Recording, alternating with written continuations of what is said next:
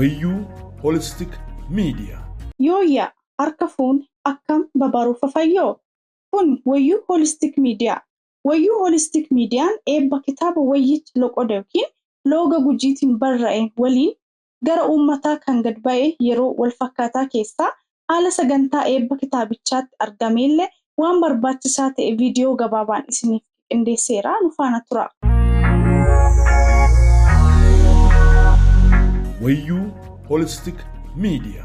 Miidiyaa Wayyuu Holistic tajaajila hunda galeessaa eebbifamee hojii akka jalqabu keekii isaa murii isaa fi asitti dachaanee jirra. Keekii isaa kana maqaa abbaatiin ka ilmaatiin ka ayyaana wayyichaa maqaa waaqa tokkootiin hin murra.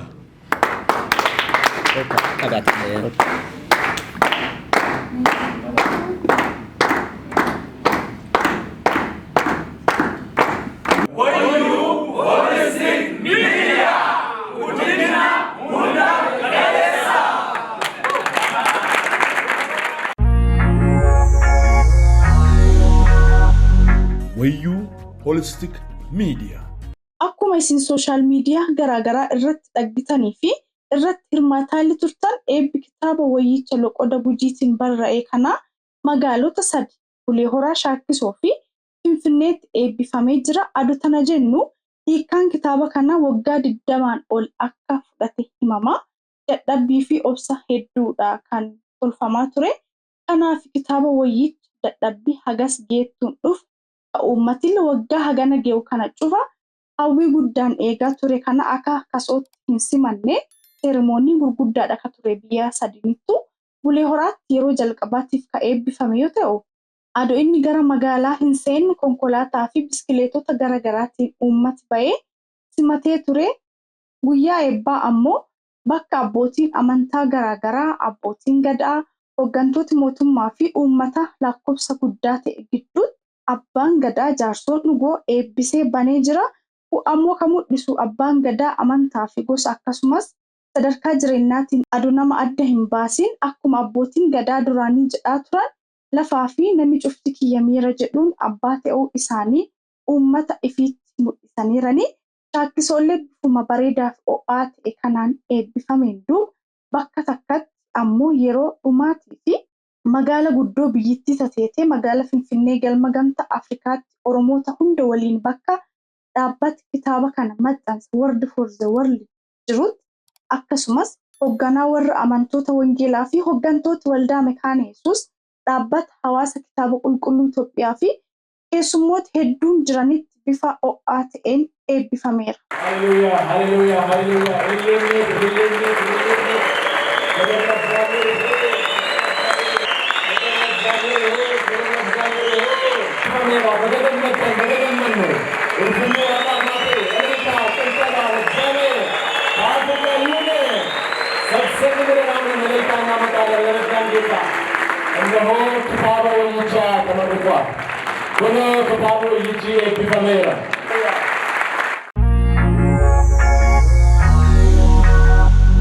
Wayyuu Holistic Media.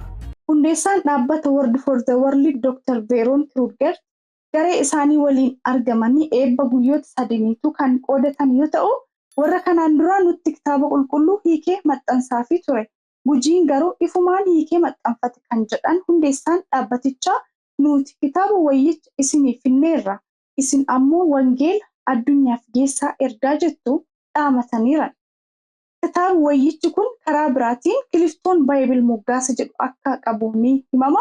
Dhimma kanarratti ibsa kennaa kan turan Dr. Kabajaa Obbo Waddeessiyaachis akka jedhanitti dargaggoota lamatti Kilifii fi Toom jedhaman hojii wangeelaatiif gara biyya tanaa dhufanii dachee Gujii keessatti wangeelaaf aarsaa godhamanii jiranii waan ta'eef isaaniif yaadannoo lubbuu qaddu tokko godhuun waan barbaachiseef dhaabbati kitaaba wayyicha kana hiikee moggaasa kana kenneeraaf jedhaniiranii.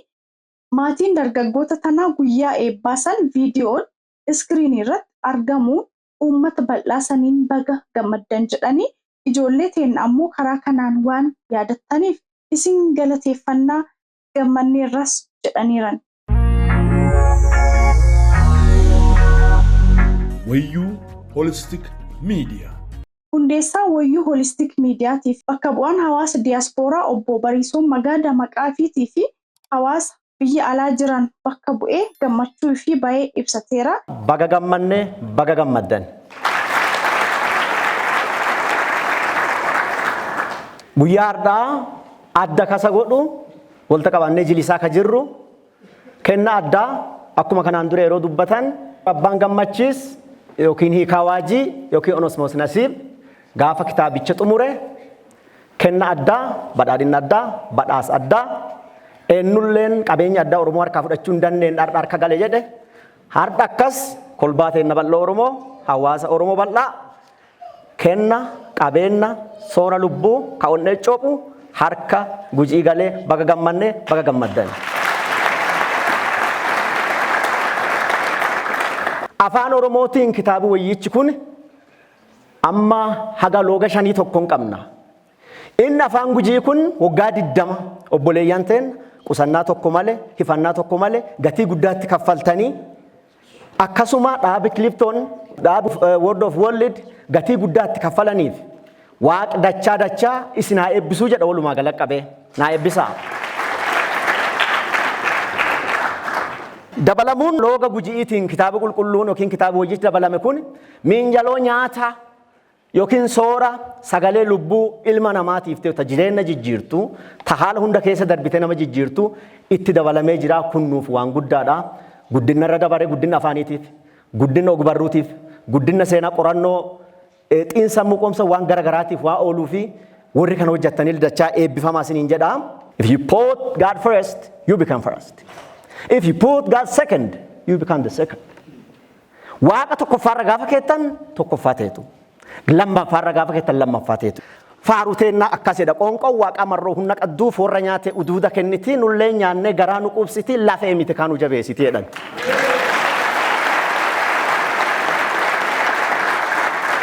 What is this supposed to mean? Maan jechuu kana jechuun mucaa kenna tokkotti horii tissa nami gammoojjii guddatan horii tissitu soorata ganama reeraniif. Horiiti kana mideemu immoo ganama ergii nyaatee laaqanaa ciroo yeroon qabu galgala gala. Soorata reeranii eeleerratti hin kuutaannaan yoo nyaadhe beekaa jedhe. Yoo nyaadhe beekaan isaa dubbii waaqaa tanaa mataa jala keechoo doonta yoo dubbicha mi'aasaa beetta. Fuutanii gaafa galtan mataa jalan keeyatina miinjalarran keeyatina dubbisa nyaadha lafee isin dabe dhukatti isin dabarti tanuma jechuu barbaada eebbifamaa galatooma. Akkasumas warra afaan keenya hin beekneefillee ergaa isaanii afaan isaan dhaga'anii dabarsaniiran. Beloved brothers and sisters, distinguished guests, it is great honor to stand before you today as we celebrate monumental achievement, a spiritual journey of the Guji Oromo people. We gathered here to dedicate the Guji dialect Bible. Jesus commanded his disciple in the Great Commission to go and make disciples of all nations. Currently, the Bible is available in several of our Oromo dialects, and we rejoice that the Guji dialect has now been added to this blessed collection. Each dialect carries unique cultural and linguistic features that enhance the understanding and appreciation of the scripture. The translation of the Bible into the Guji dialect is both linguistic, an achievement, and a profound spiritual milestone. Congratulations. It allows people to engage with the scripture in the richness of their own linguistic and cultural context. We give all praise and glory to God for guiding this work to completions. We must also acknowledge invaluable efforts of the dedicated translators. Their sacrifices and commitment and love for the word of God have made this possible. May God bless you, may God bless your family and your services. Lastly, I have a message and request to all of the Guji community, to all of the people in this room today.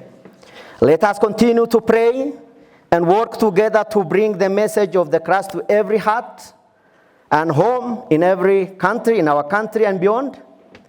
And may the Bible become a beacon of light and our source of a spiritual nourishment for all and humanity across the globe, now and forever. May God bless you. May God bless our country. May God give us peace. Thank you. Wayyuu Holistic Media.